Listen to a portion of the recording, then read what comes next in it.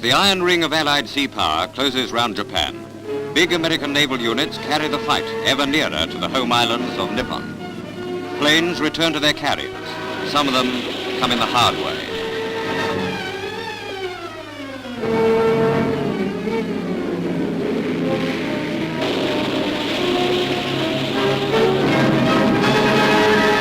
Today, Japan is desperate. The American Pacific Fleet, backed by powerful British units, is taking fearful toll of enemy aircraft. Japan's answer is the use of a new weapon, kamikadze, suicide pilots who dive squarely into Allied ships to sink them. Japan's growing desperation is reflected in this fanatical sacrifice of pilots and aircraft in a crazy attempt to hold the Allies off. Jap newsreels in our hands take us inside Japan, revealing the story behind the kamikadze. The Japanese, long trained to blind obedience and worship of the emperor, teach their children that ceremonial suicide is one of the greatest acts of which man is capable. Kamikaze pilots are men trained for death. Nearly all the suicide pilots are between 16 and 20 years old. Celebrations are held to honor them when their training is finished. Prayers are said, and they need them, for they're already as good as dead. The prettiest geisha girls entertain them. Their pictures appear in Japanese newspapers as national heroes. Garbed in ceremonial robes, their heads are shaved except for a small patch of hair. During their last few days of life, they walk solemnly through the streets. They're ready for their mission of death. This is their big day. To cries of banzai, they prepare for their last flight, which may destroy an Allied ship.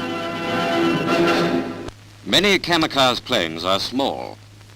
They're launched from large aircraft and guided by a suicide pilot. He wears no parachute. He's locked in the cockpit.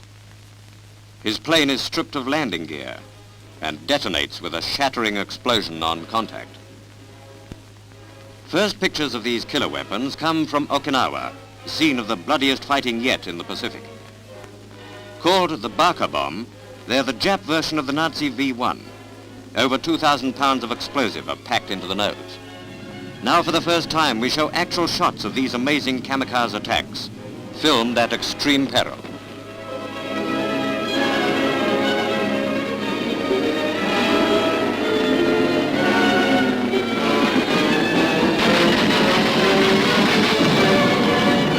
A near miss on a destroyer.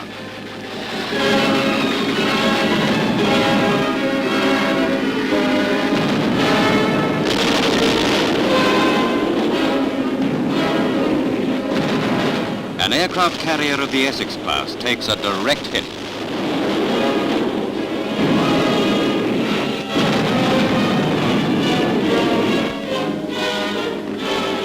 Firefighting squads rush to keep the inferno from spreading. Suicide planes come plunging to destruction from the cover of low cloud. Even though they're hit, they still come on. The vulnerable carriers are their special target. Only 10% ever get through the terrific screen of the outer ring of ack-ack fire. Of these, 90% are blasted out of the sky before they reach the vital core of the fleet. For 8 hours, the tense and terrifying battle for survival went on. Allied Task Force 58 fought for its very life.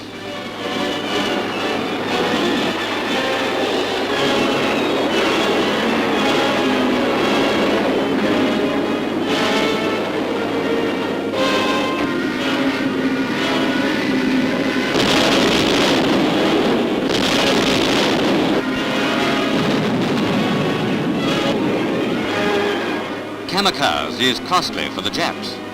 In 2 months, they lost more than 3,500 aircraft of all kinds.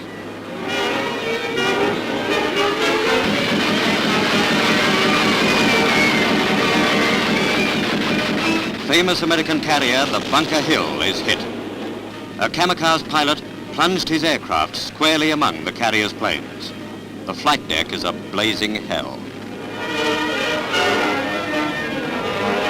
Other ships come alongside to help quell the flames.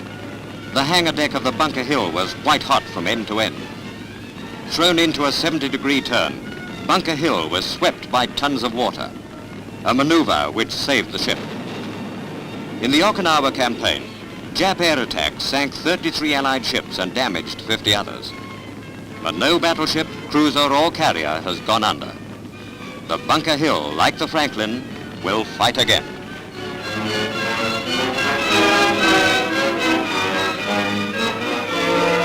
On another carrier, an American plane lands on and loses its emergency tank.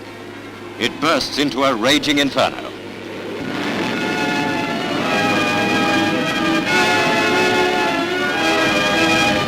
But the pilot is saved.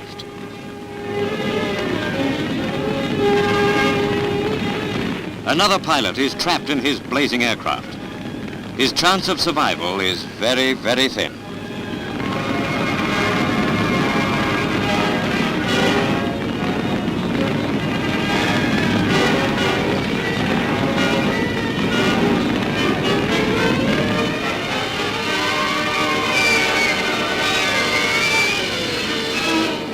But from almost certain death, he's brought through to safety.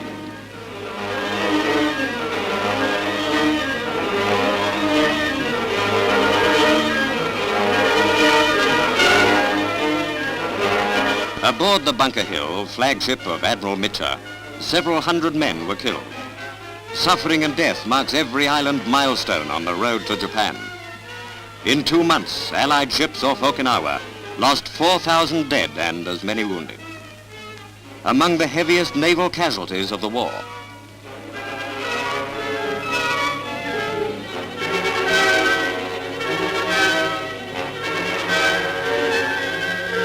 For the dead, a final volley. But the Allied ships sail forward. Neither kamikaze nor any other form of hell in the Pacific can save doomed Japan.